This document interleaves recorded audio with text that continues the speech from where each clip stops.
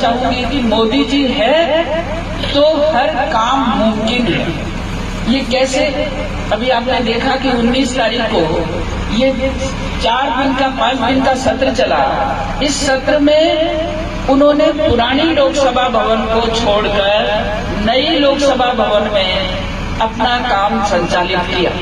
75 वर्ष की आजादी में गुलामियत के जो निशान थे, उन निशानों को मिटाते हुए स्वावलंबी और स्वदेशी भारत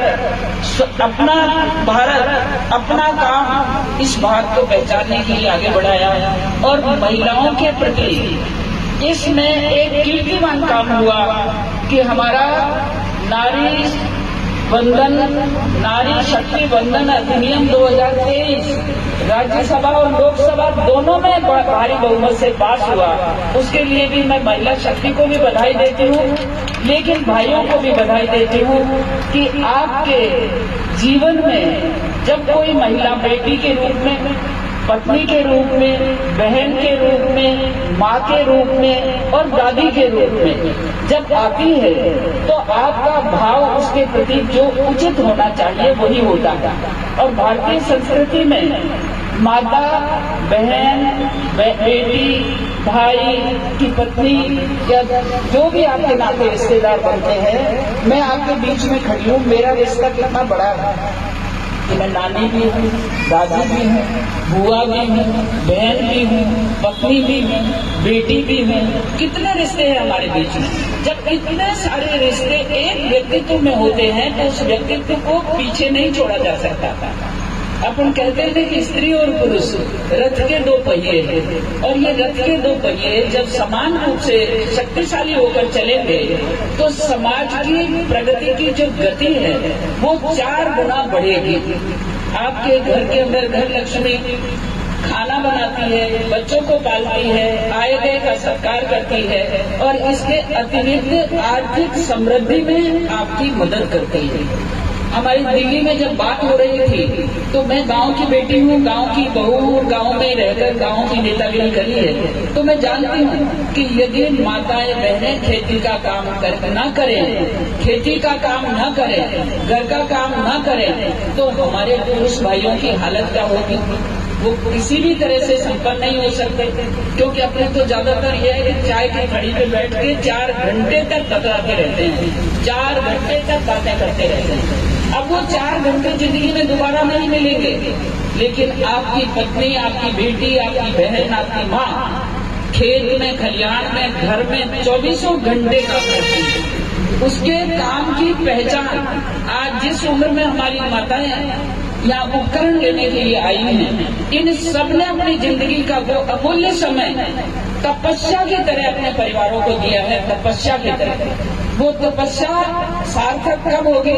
जब इनके पोता पोती, इनकी बहू, इनकी बेटियां इनका आदर सम्मान और करते हुए इनकी सेवा करेंगी। लेकिन मैंने देखा है एक गांव में, बिछोद नाम का गांव है, मैं उस गांव में गई और उस गांव में जब मैंने देखा कि नीम के नीचे एक बुढ़िया टूटी खाट पे, उघाड़ा माथा, ब्लाउज भी फटा हुआ, आधा उसका तन ढका हुआ, आधा गिरा हुआ, और वो बार बार चिल्ला रही थी, पानी पानी पानी, अरे पानी पा दो, अरे पानी पा दो। मैं उसके पास गई, मैंने कहा माई पानी क्यों? तारा बेटा हाजिर? तो बोली बेटा तो गया खेत में या नौकरी में गया। मैंने कहा बहू कहाँ है? माया होगी। मैंने वाकई में घर में जाकर देखा तो बहू सो रही थी और वो पानी के लिए चिल्ला रही थी। ऐसी परिस्थितियां जब हम देखते हैं तो मैं भी तो माँ हूँ, मैं भी तो एक स्त्री हूँ, तो मेरे मन में ये बात आई कि जिस माँ ने तेरे पति को पैदा किया, जो पति तेरा सबसे प्यारा इंसान है, उसकी माँ पाने के लिए तरसे, तो वैकुंठ में तुझे जाने को मौका नहीं मिलेगा, नरक में ही जाना पड़ेगा, नरक में ही जाना पड़ेगा। ये चीजें हम इन बड़े बुजुर्ग को देखकर, मैं नौजवान बेटों को भी कहती हूँ कि नौजवान को यदि कहीं अपना नाते का नाम पराया भी यदि बुजुर्ग कोई मिलता है, उसको सड़क पार करानी है या उसको जल व्यवस्था देनी है या उसको खड़ा करना है या उसको सहारा देना है, तो चूकिए मत। ये भारतीय संस्कृति है और ये भारतीय संस्कारों का पारिवारिक संस्कार है। इन संस्कारों में रमते बसते रहिए ताकि ये सम्मान से जिएंगे, ये बुजुर्ग सम्मान से जिएंगे। भारत के यशस्वी प्रधानमंत्री को बेटी की भी चिंता है, तभी तो बेटी बचाओ बेटी पढ़ाओ का नारा दिया। नौजवान की चिंता है, नौजवान को स्किल डेवलपमेंट के माध्यम से उन्होंने रोजगार के लायक बनाना चाहा। उनको इन बुजुर्गों की चिंता है, इसीलिए बुजुर्गों के लिए हर संसाधन हर सुविधा उनको मिलनी चाहिए फ्री में। आज फ्री में ही ये वितरण हो रहा है। तो मैं आपको इसलिए कहना चाहता हूँ कि राजनीति भी समाज सेवा है। ये राजनीति पेट भरने के लिए व्यवसाय नहीं है। जो लोग राजनीति में पेट भरने के लिए व्यवसाय कर रहे हैं वो आज राजस्थान को कहाँ ले गए? राजस्थान को 9 लाख करोड़ रुपया दिया है मोदी जी ने, 9 लाख करोड़। उससे क्या कर रहे हैं? सीध मात्र में मोबाइल बांट किया जाए। अब वह मोबाइल अशोक का बाड़ा में सुन आया जो मोबाइल चार्ज ही नहीं हो रहे, चार्ज ही नहीं हो रहे और आधे भी लोगों को नहीं मिले। लेकिन ये फोकट की रेवड़ियां ये देकर हमारे लोगों को असहाय बना रहे हैं। आज महानरेगा में भी जब काम मिलता है, संसार का सबसे बड़ा अभियान है महानरेगा और उस महानरेगा में भारत का सबसे ज्यादा बजट है। उसके बावजूद हमारे गांवों के अंदर इंफ्रास्ट्रक्चर के लिए जब पैसा दिया जाता है तो उस पैसे का कोई उपयोग नहीं है। हमारी जो पंचायत राज संस्थाएं हैं, हमारी जिला परिषद है, हमारे प्रधान पंचायत समिति के हैं, ये सब यदि ईमानदारी से काम करने लगे तो एक साल के अंदर गांव चमन हो सकता है, गांव चमन हो सकता है। मैं आपको ये निवेदन करूं कि एमपी फंड तो हमको एक साल में 5 करोड़ मिलता है, वो भी हमको 2 साल का नहीं मिला। और एक एमएलए को, एक विधायक को 1 साल में 5 करोड़ मिलता है। 5 वर्ष का 25 करोड़ का हिसाब ये जनता उनसे मांगे। हमको 12.5 करोड़ मिला, उसका हिसाब आज मैं आपको देना चाहती हूँ। आपकी अकेली बांदीपुरी में 3 करोड़ 88 लाख रुपए हमने सांसद कोटे से दिए हैं।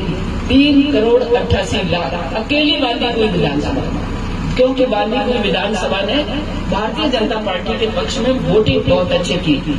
लेकिन मैं आपको ये कहना चाहती हूँ, तब भी सरपंच भागते हैं और सरपंच नाराज हो जाते हैं कि आपने बजट नहीं दिया। अरे बजट तो इन पर खर्च होना चाहिए जो सेवा के लिए हमारी कतार में खड़े हैं। और ये जो स्वयंसेवी संस्थाएं जिनको हम बदनाम करते हैं, ये नौजवानों के हाथों में जब आएंगी तो ये बुजुर्गों का ज्यादा ख्याल रखेंगे। मैं ये भी आपसे कहना चाहूंगी कि महिलाओं को भी आप स्वयंसेवी संस्थाओं में भागीदार बनाएं ताकि वो अपने पैरों पर खड़ी होकर दूसरे को सहारा बन सके। तो मेरा ज्यादा कुछ नहीं कहना, लेकिन इतना जरूर कहूंगी कि संस्कार भूलो मत। इन संस्कारों का स्मरण करते हुए राजनीति की इस रफ्तारी राह पर भी हम सेवा कर सकते हैं। कोई जरूरी नहीं कि तुर्रा बांध कर हमारे लिए आप खड़े रहो, नहीं, हम भी आप जैसे हैं। सांसद होते हुए भी मैं कार्यकर्ता हूँ और मैं कार्यकर्ता भी ऐसे ही कि मैं किसी के घर बैठकर यदि पानी पी लूं, किसी के घर बैठकर बात कर लूं या किसी के घर बैठकर चाय पी लूं तो मैं उसकी नहीं होती, मैं सबकी हूँ। मोदी जी ने कहा ना कि सबका साथ, सबका विकास, सबका विश्वास और सबका प्रयास, ये 4 शब्द मंत्र है, मंत्र भारतीय जनता पार्टी के। और इन मंत्रों के आधार पर ही मोदी जी काम कर रहे हैं। अभी मैंने एक बीएड कॉलेज में गई और बीएड कॉलेज में जब 9 और 10 तारीख को G20 की सेमिनार चल रही थी तो मैंने 13 तारीख को उस कॉलेज में जाके बात की। बच्चियों जो MA BEd टीचर बनने जा रही थी, मैंने उनसे पूछा कि भाई 9 और 10 तारीख को हमारे देश के अंदर कौन सा ऐसा बड़ा काम हुआ है जिससे हमारा देश की इज्जत विदेशों में भी बढ़ी हुई है। आप आश्चर्य करेंगे कि उनमें 55 बच्चियों में से एक बच्ची ने हाथ खड़ा किया, एक बच्ची ने हाथ खड़ा किया। क्यों नहीं किया? क्योंकि वो पढ़ती नहीं है, देखती नहीं है। आप भी सब बैठे हैं। अभी आपने देखा कि 20 तारीख को महिला आरक्षण दोनों सदनों में सर्वसम्मति से पास हुआ, लेकिन इस महिला आरक्षण में है क्या? विरोधी दल कहते हैं कि आज ही लागू हो, वो जबकि जानते हैं 65 साल राज किया है उन्होंने, एक ही परिवार ने किया 65 साल राज। लेकिन जब वो भाषण देने बोली, बैठी और वहाँ हाउस में खड़ी हुई, तो भारत को समझने वाला आदमी ही भारत की बात कर सकता है। भारत की महिला के दुख दर्द को समझने वाला भारत की महिला ही उसके दुख दर्द की बात कर सकती है। उनका स्पीच भी आप सुनना, मेरा स्पीच भी सुनना। मैंने भी लोकसभा में ये बात इसके पक्ष में, आरक्षण के पक्ष में दी। हमारा संविधान में एसटी और एससी को जो आरक्षण मिला है, वही आरक्षण एसटी एससी की महिलाओं को आगे मिलेगा। लेकिन कब मिलेगा? जब हमारा डिलिमिटेशन 2026 में होगा और जनगणना होगी, तो जब उसके बाद जो विधानसभा और लोकसभा के चुनाव होंगे, उसमें ये आरक्षण लागू होगा। एक टीवी पे एक बहुत बड़ा कांग्रेस का नेता है, उस नेता ने कल जब बोला कि मैं समझता हूँ मोदी बहुत होशियार है और ये बहकाने में, झूठ बोलने में होशियार है, उसने यही बात कही कि आज ही लागू होना चाहिए। इसका मतलब उसको भारतीय संविधान की परिभाषा, जो अनुसूचित जाति जनजाति के लिए जो स्टेटस है उसमें, उसको उन्होंने पढ़ा ही नहीं। यदि पढ़ लेता तो झूठ नहीं बोलता, गलत नहीं बोलता, सही बोलता। तो मैं आपको इसलिए कहना चाहता हूँ ये बात कि एक चाय बेचने वाला गरीब घर का जब प्रधानमंत्री तक पहुंचा है, तो अब वो पूरे देश के गरीब को, पूरे देश के कमजोर तबके को जरूर साथ लेकर चलने के लिए प्रयासरत है। अभी आगे पंचायत राज संस्थाएं, मैं भाई चेयरमैन को भी कहना चाहूंगी कि पंचायत, हर पंचायत अब सचिवालय बनेगी, हर पंचायत अब सचिवालय बनेगी और उसमें सशक्त भागीदारी प्रशासन की और जनता की रहेगी। और वो ही पंचायत अब सचिवालय जब वहाँ स्थापित होगा, तो आपको आपकी पंचायत से हर काम का ऑडिट, सर्वेक्षण, उसका योजना बनाना, ये सारा का सारा काम अपनी पंचायत में आएगा। जब पंचायत में आएगा तो भागीदार आप होंगे।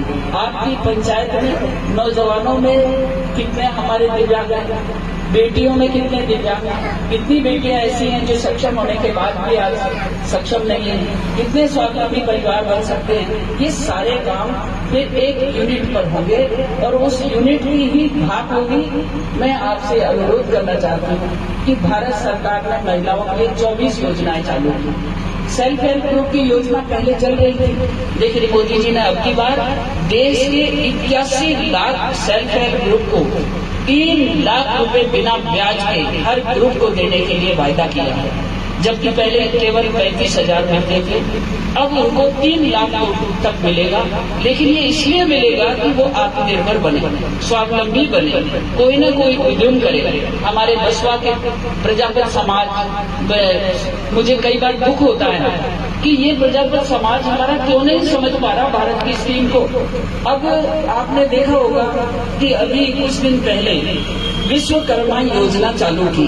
विश्वकर्मा योजना में खाती हो, कुम्हार हो, लोहार हो, हमारा चर्मकार हो, जो भी इनका रजिस्ट्रेशन जरूर कराएं। और मैं तो भाई रामचंद्र सरपंच साहब से कहना चाहूंगी कि आपके यहाँ जितने भी कारीगर हैं, उनका रजिस्ट्रेशन आप जरूर कराएं। किस पोर्टल पे करेंगे?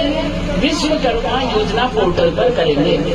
और इस पर करने के बाद उनको 3 लाख रुपए का लोन बिना ब्याज के, बिना किसी गारंटी के उनको मिलेगा, जिससे वो अपने काम को और अच्छा बना सकते हैं और अच्छा उत्पादन कर सकते हैं, जिसकी मार्केटिंग की चिंता भी भारत सरकार कर रही है। जैसे कुल्हड़ बनाने का मैं आपको बता दूं कि बालाहेड़ी में जब कुम्हारों को हमने ट्रेनिंग देकर सामान दिया, तो उनको 2 करोड़ कुल्हड़ भारत के रेलवे विभाग ने डिमांड की है।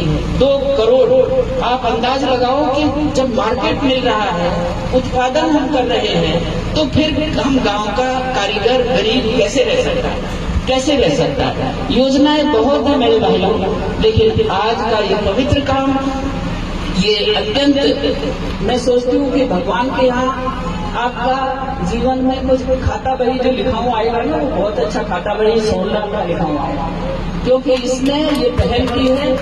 अधिकारी तो तैयार है, जिले के अंदर हर तहसील में लगाने को तैयार है, हर विधानसभा में लगाने को तैयार है। अब केवल हमारे जैसे नेता केवल अपना नाम छापने के लिए इनके पीछे पड़ जाते हैं। जैसे स्कीम ये 100% भारत सरकार की है, लेकिन एमएलए चाहे मारो भी ना हो।